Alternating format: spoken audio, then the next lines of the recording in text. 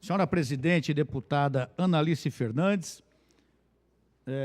deputado Jogiato, deputado Gileno Gomes, senhores e senhoras presentes aqui, deputado Luiz Teixeira, aos assessores aqui presentes, aos policiais militares aqui presentes no plenário, a todos que nos assistem pela TV Assembleia. Senhora presidente, antes de ingressar no assunto sobre o que eu quero falar hoje, eu queria solicitar aqui publicamente ao senhor presidente da casa, ao nosso deputado Cauê Macris. Hoje é dia 23 de maio, aliás, um dia histórico, o dia onde nós comemoramos a data do Dia da Juventude Constitucionalista. Para os que não conhecem a história do Brasil, o dia 23 de maio foi quando morreram ali na Barão, me fugiu o nome da rua, na Praça da República. Na Praça da República, 4 jovens foram mortos ali, Martins, Miragaia, Drauzio e Camargo, foram mortos numa manifestação pelas forças federais que apoiavam o governo de Getúlio Vargas. E a morte desses 4 jovens, Barão de Itapetininga com Praça da República. A morte desses 4 jovens acabou formando a sigla MMDC, eles morreram no dia 23 de maio, que aliás é o nome dessa avenida aqui próxima, e no dia 9 de julho houve a eclosão da Revolução de 32, que é um marco histórico para o estado de São Paulo. Então, nesse dia 23 de maio, eu digo o seguinte, queria pedir ao nosso presidente, no querido amigo, o deputado Cauê Macris, que coloque projetos de deputado para votação. Nós estamos já quase no final do primeiro semestre e não votamos projetos ainda de deputados. Inclusive, a pauta de hoje, senhora presidente Analice Fernandes, se eu não me engano, na ordem do dia, a primeira discussão é sobre o veto de um projeto de Vossa Excelência. Queria que já votasse esse veto hoje, para que a gente não consegue fazer inversão, fica aquela briga. Então vamos, já que não há acordo, vamos fazer a pauta andar. Podemos votar contra esse veto do seu projeto, podemos votar projetos de deputados aqui e fazer com que a casa prospere, porque nós temos anseio em ver os nossos projetos andando também, porque são em benefício da população do estado de São Paulo. Nós temos acompanhado com muita atenção o que vem acontecendo na nossa política no nível federal, envolvendo grandes altos escalões da nossa política, praticamente de todos os partidos políticos.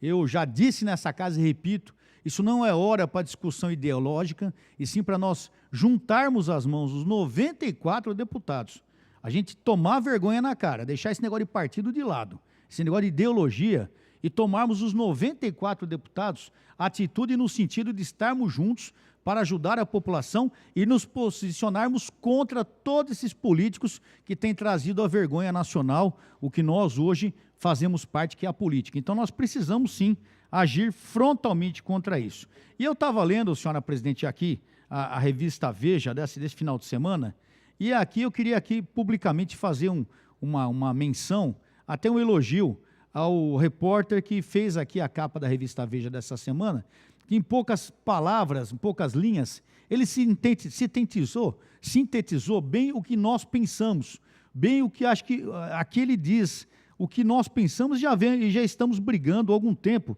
sobre a política atual. É a edição número 2531, agora do dia 24 de maio de 2000, ela seria amanhã, mas é desse final de semana, maio de 2017. O que fala o artigo? Ele é bem simples e conciso, ele diz o seguinte: basta, o país precisa de alguma grandeza. Alguém duvida disso? Acho que não, né?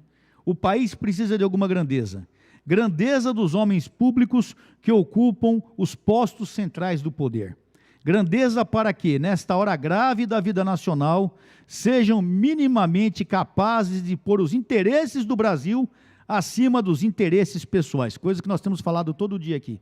Colocar os interesses do Brasil acima dos interesses pessoais, de modo que o país possa seguir em frente, cumprir a caminhada rumo à modernidade, libertar-se da mediocridade econômica e, enfim, dar ao povo brasileiro a oportunidade de construir uma vida justa e digna.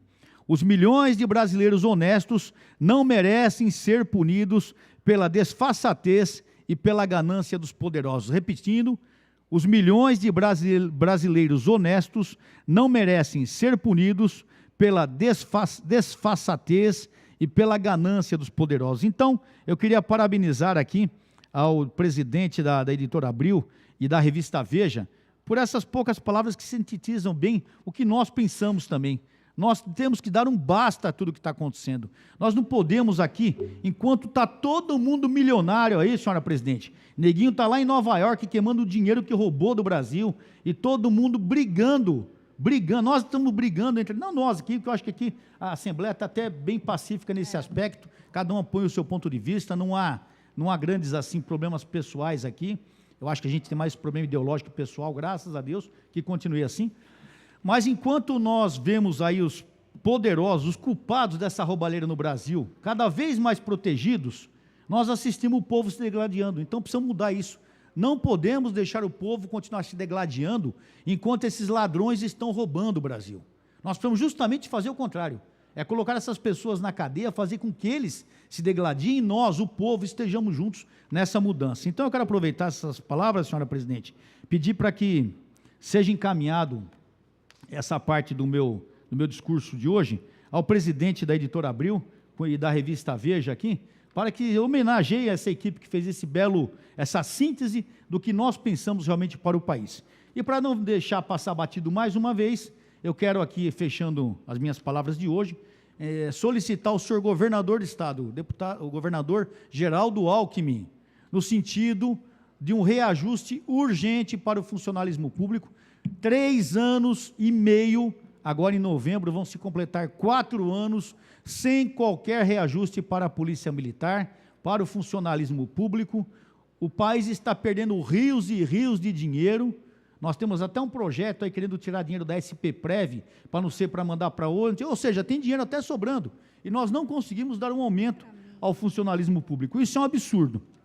Então, senhor governador do estado, é imprescindível ainda nesse primeiro semestre que Vossa Excelência providencie com urgência, no mínimo 10% de reajuste ao nosso funcionalismo público, porque do jeito que está, não dá para ficar. Como a revista Veja disse, basta de tanta coisa errada no Brasil. Solicito que as palavras sejam encaminhadas ao senhor governador também, no sentido desse apelo quanto ao reajuste público, o reajuste aos funcionários públicos.